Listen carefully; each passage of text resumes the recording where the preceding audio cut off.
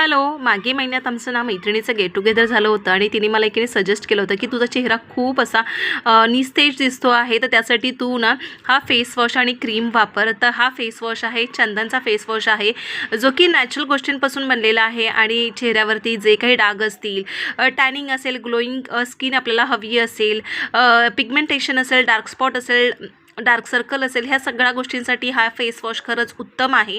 आणि 2-3 वेळा आपण छान असं रब करून त्याला फेस वॉश करून घ्यायचं नॉर्मल आपल्या टॅब वॉटरने, आणि चेहऱ्यावरती जो काही निस्तेजपणा असतो तर तो हळूहळू निघून जाण्यास मदत होते. आणि सोबतच ना माझ्या चेहऱ्यावर तुम्ही बघताय तर माझ्या चेहऱ्यावर एकदम डार्क स्पॉट आहेत, नाकाखाली पूर्ण राऊंड आहे ब्लॅक, आणि माझी स्किन पूर्ण इवन टोन आहे, तर ती थोडीशी ग्लोईंग होण्यासाठी मी ही ॲक्टिव्ह क्रीम वापरते.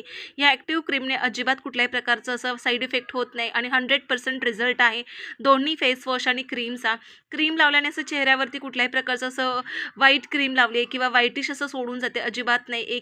एकत्र असं ब्लेंड केल्याच्यानंतर ती ॲब्झॉर्ब जेव्हा होते ना, तेव्हा ते खूप फील होतं आणि चेहऱ्यावरती असं लावलं आहे किंवा काहीतरी थोपलं आहे असं अजिबात वाटत नाही.